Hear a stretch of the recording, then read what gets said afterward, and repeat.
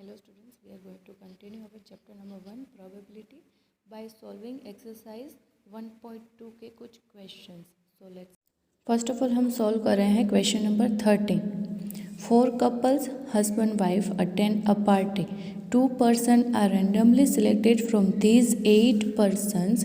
Find the probability that the selected persons are first husband and wife, second one man and one woman, and third one man and one woman who are not husband and wife. तो इसको अगर हम solve करेंगे तो first total कितने couple हैं 4 couple attend a party right. Number of persons are 4 couple into 2, एक couple यानी कि 2 पर्सन, सो टोटल पर्सन है 8.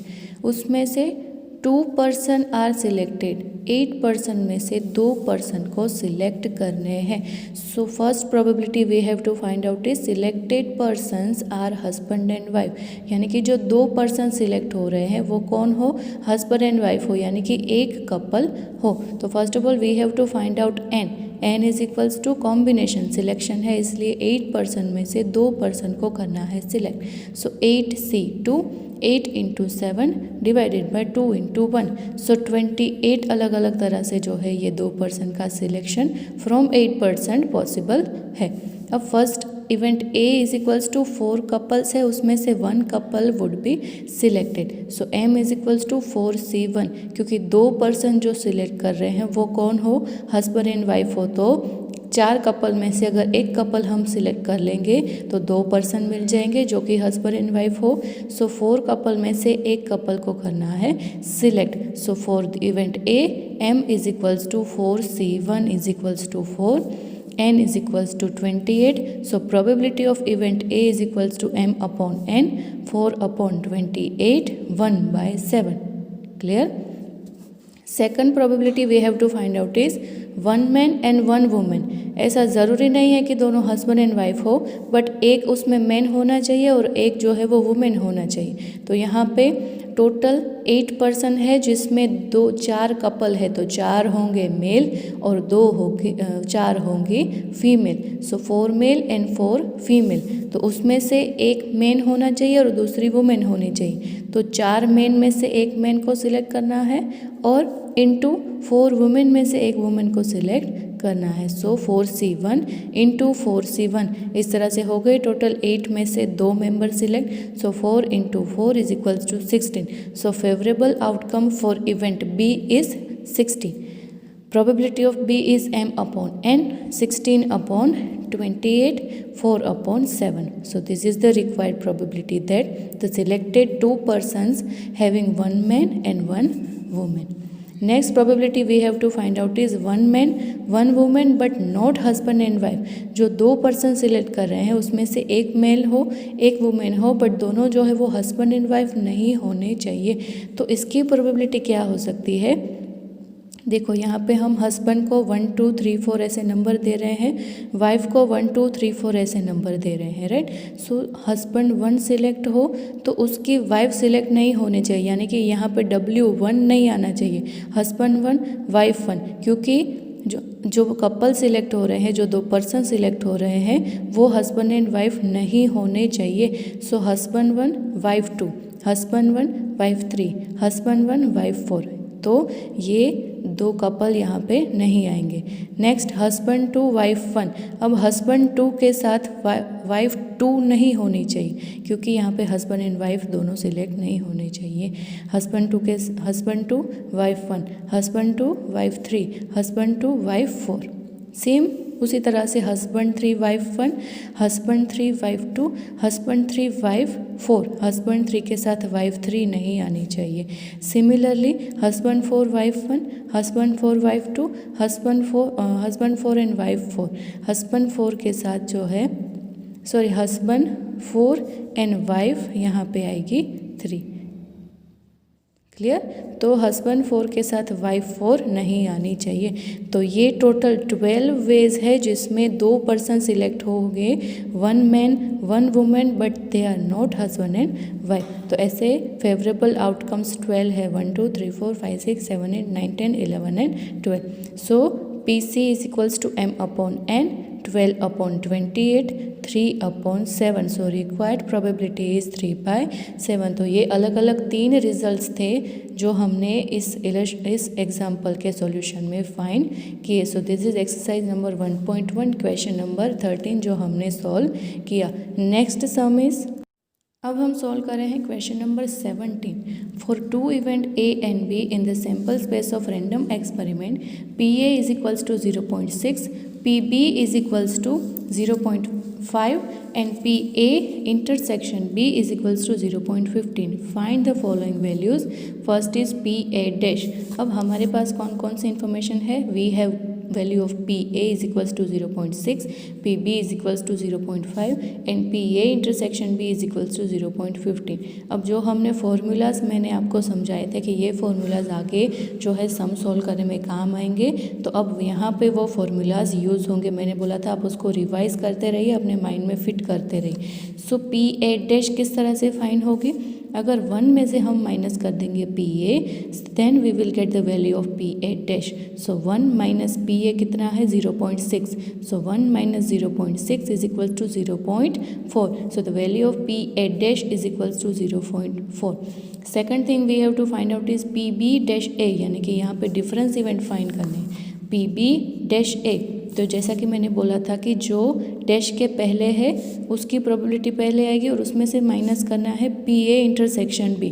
अगर यहाँ पे A डैश B होता तो यहाँ पे आता PA minus PA intersection B. Clear. So here PB dash A is equals to PB minus PA intersection B. Now the value of PB is 0.5 minus value of PA intersection B is 0.50.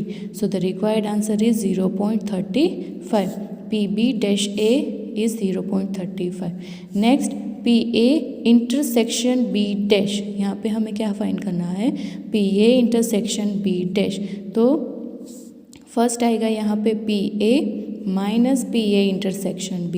यहाँ पे भी same formula जो है वो apply होगा. PA minus जो intersection से पहले है वो PA minus PA intersection B. 0.6 minus 0.15. So the value of PA intersection B dash is 0.45. Clear. Next is PA dash intersection B dash.